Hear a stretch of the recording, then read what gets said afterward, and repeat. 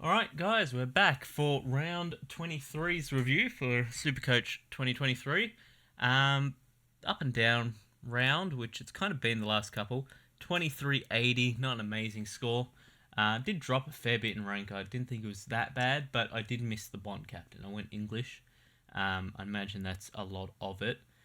But yeah, I mean, rank I don't really care for now. It's basically dead. Um, yeah, so going into it, Stuart was pretty good. Geelong, I did go to the game. I went to Geelong Saints, and boy, oh boy, Saints just dominated them. It wasn't even close. Like, watching it in person, the Saints just had like 3-1 every time there was any type of contest. Air, ground, doesn't matter. Like, the Saints were just beating them up everywhere. So I'm surprised Stewart got so high, but I guess the ball did live in Geelong's defense. Dawson, we'll get into the Adelaide stuff because I do have the key player to talk about here. But Dawson was all right. I did think he'd go a bit better. I was kind of rating him this week for around the 125 range. Just a couple of things like Adelaide playing for finals. We'll get onto it. Um, Against his former club, big game. I think this was in Adelaide. I think this is the last game in Adelaide for the year. Yep. Yeah, they go to Optus next week. So yeah, I don't know. I thought this would be a bit bigger for him. 118 still fine considering the final seconds, but yeah, we'll see. Day was pretty good. I did read that he was cramping towards the end. That's why his score kind of like halted a bit. I imagine that's just because they're expecting so much from him and he's still young, so he hasn't really built up that gas tank yet. Remember, he did miss like half. What was it, a full year? I think it was about half a year that he missed. Um, so he is a little bit behind the eight ball, but he's still a great player. A lot of talent at Hawthorn at the moment, a lot of young talent.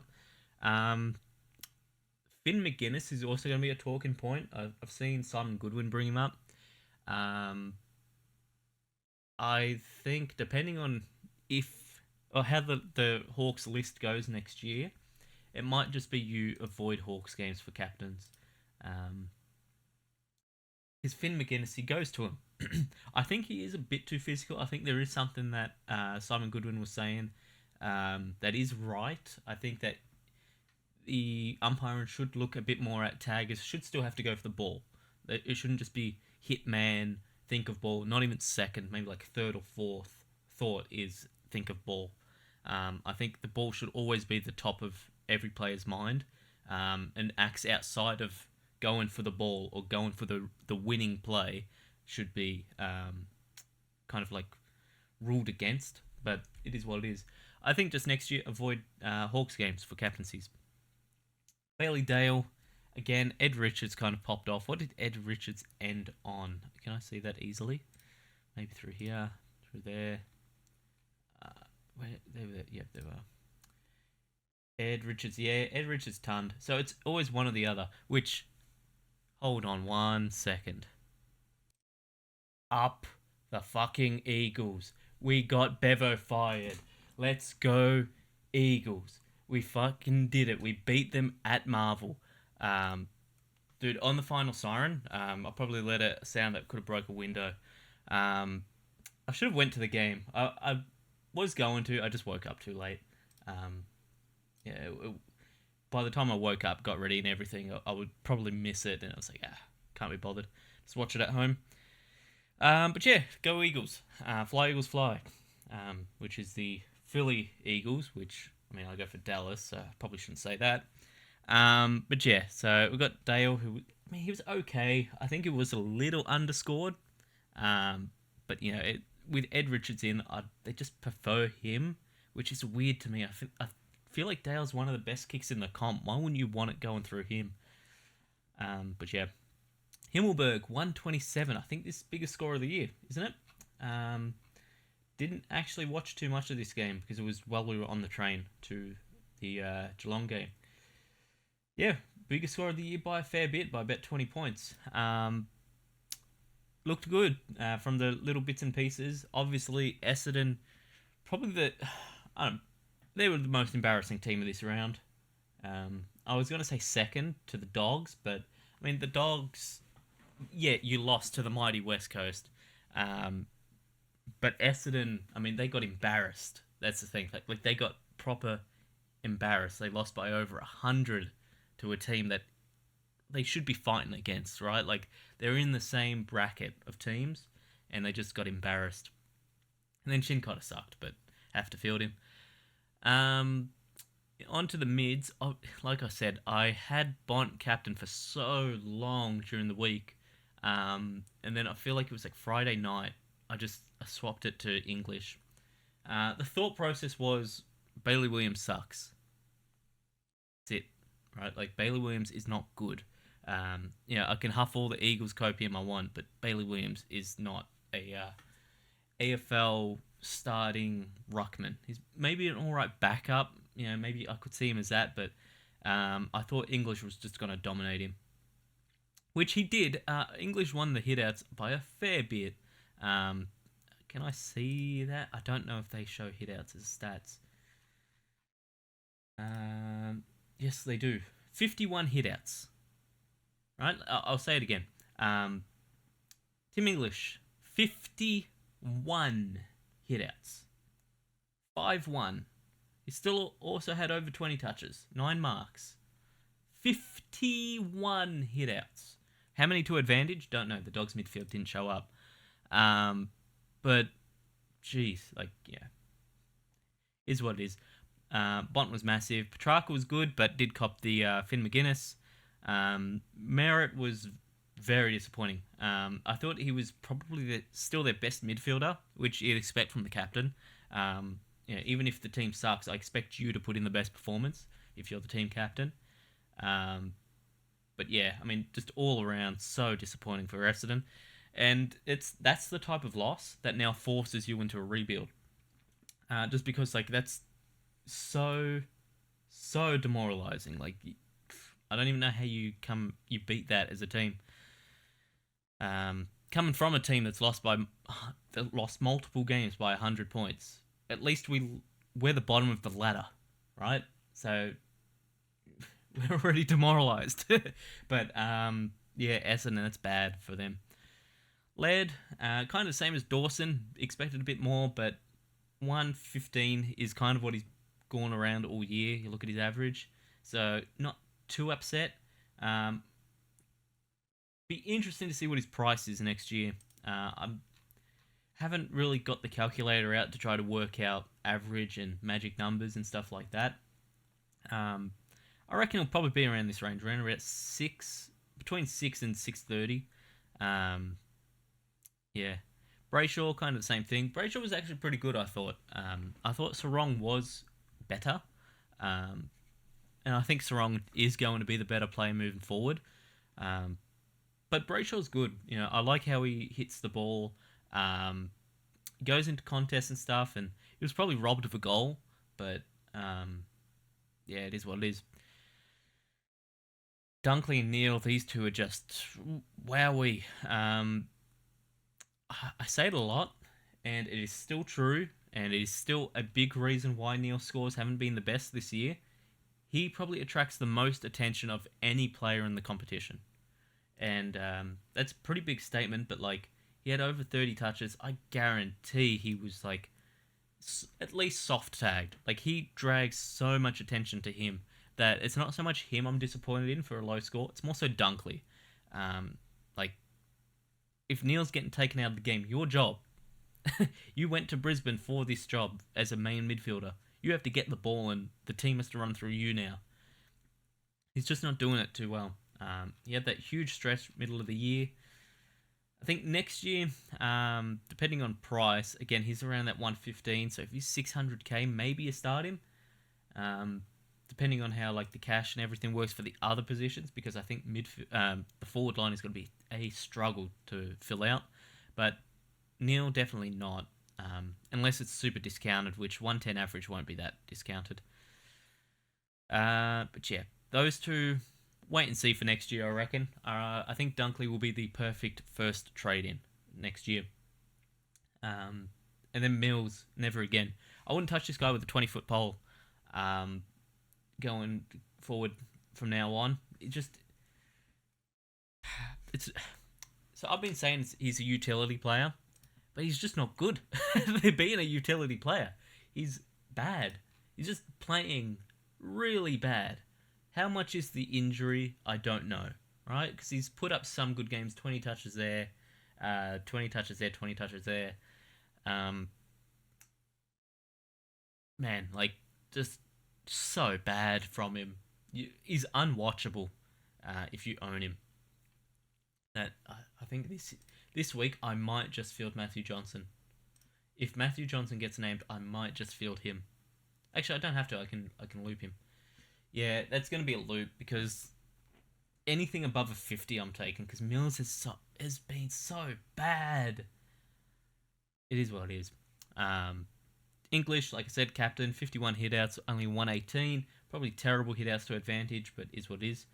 Marshall dominated Geelong. So Geelong don't really have a ruckman. That's been a thing for a while. I wouldn't be surprised they do target one in, like, I say the next 2 years. Maybe through the draft. I don't know if there's any ruckman in this year's draft. But, yeah, I could see them targeting a ruckman. Because it's... How bad is the midfield if the ruckman is no good? I know Blitzarves is good, but Blitzarves is the kind of player that you want open to just play anywhere. You don't want to force him into the ruck, right? Like, he's probably the best utility player in the league. You can just chuck him anywhere. You can chuck him in the forward line. You can chuck him in the midfield. You can put him on the wing. You can put him in defense. You can put him in the ruck.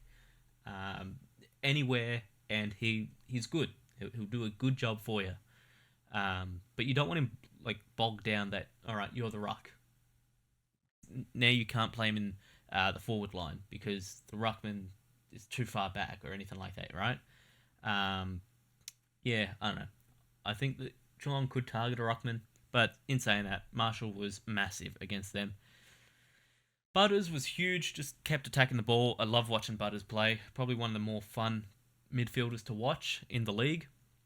Had a goal, a good goal at that, and just stayed on it all game, which I guess Port have to do because they are going to try for that number 2 spot. So they're really hoping Saints can pull one out here, which I don't have the Saints winning this, but it wouldn't surprise me if they do. I do have Brisbane because I think Brisbane are one of the best, if not the best team in the league at the Gabba. But we'll wait and see on that one. And then I think Port, Richmond at Adelaide should be not an easy kill for them, but easier kill. Oh, man. Oh, had a whole, like, sneezing fit there. Holy. Goulden was good. Again, I didn't see a huge amount of this game. I did catch the end. But yeah, Goulden looked good throughout. He's been on a pretty good roll recently. It's going to be a shame that he's a mid-only next year. But, I mean, there's probably an argument there. At 110, is he better than Neil next year? Probably. Like, who would I prefer, Goulden or Neil next year? Probably Goulden. Younger, doesn't attract as much attention, higher scores. Like, this year, he's just scored better than Neil. The average is the same, but, like, higher scores for Goulden. Yeah, I don't know. That's going to be an interesting topic next year. Rosie, 75. Got tagged, I guess. Like, I guess that's one thing that you could put behind it. He did get tagged by Hayden Young, kind of. But Hayden Young's not a great tagger, so I don't know. I feel like that's just he took his foot off the accelerator, but has put it on type of game. Cogs, big game from him. Never have to worry about this pick again. So up and down. He's going to be mid-only next year. Not touching it. No way. He'd have to be like 400k for me to think about it. But yeah. Taranto missed the ton again. And honestly, this is probably the final straw. I don't think I'm going to start him next year. 488k, 108 average. So he, again, is going to be in the Neil Goulden conversation. And again, I would take Goulden over Taranto pretty easily. Real life is a different topic, but like Supercoach, I would take Taranto over him. I mean, I'd take Goulden over Taranto. And then, boy, oh boy, wowee, we've got to talk about this. You know what? I'm actually going to pull it up. So yeah, here we are. That is clearly a goal. You can even go to another picture here. Did not make contact with the post, and it wasn't close either. Umpire is in good position. Should have been able to see it. I did the rant on the goal review system last week, so I think the best way to go about this: remove the whole system, make it all umpire decision, and get rid of the goal review. Having it there creates an expectation that we always go to it. And unless we want to do it kind of like Premier League and other soccer leagues, we do it off screen, right? Like, call goal in the moment, call behind in the moment, doesn't matter. Off screen, somewhere in some bunker, what do they call it? Like the arc bunker or whatever they called it. They review it, and it's a live change to the score because we see it's a goal. All right, change the score line. You thought you were down. You thought you were up because you scored and umpire called it behind. Now you are up, so it doesn't change anything, and the players know it wasn't touched. Right, like the players know, so they can't complain about, oh, we thought we were up and then you just called it back. You know that it went through. That's like, see if I could find a better picture. Alright, so cheers Twitter, or X. I completely forgot that there's autoplay, and it just started playing stuff for the end. So we'll be redoing this part, freewheeling it, no camera on. Just going over like vice captain and captain options for the week. We've got Essendon Collingwood. I maybe merits an option from this one. I'm thinking I might leave the vice there. Just again, captain after a huge loss. I'd probably back them in more than not. Other games to target, I don't know, maybe a Dawson or a Laird against West Coast. West Coast have given up big scores to the midfielders. Of the two, I'd probably go Dawson. I like him a bit more than Laird this year. He's only got a 1 point extra on average. Not even, it's like 0.2. Yeah, I'd probably go with that. I don't know if I'd touch anyone from Melbourne, Sydney. I mean, Petrarca's on a good roll of form, and Olive is obviously one of the best midfielders in the game today. Yeah, I guess you could go with one of them. Port, Richmond, maybe Butters. If you want to be sneaky with it, you could go Butters. Other than that, though, I think that's about it. That's all I'd touch. I might stick with this one. Let's see, what do we got? They are Friday. And they're Saturday night. I guess I could go like this.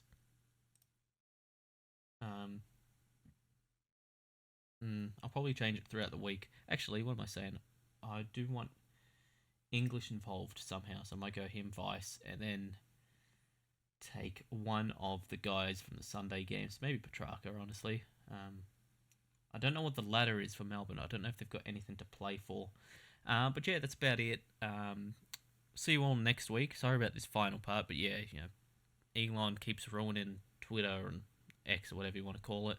And autoplay ruined the whole final 3 minutes of the video. So yeah, I'll see you all next week. Tasty out.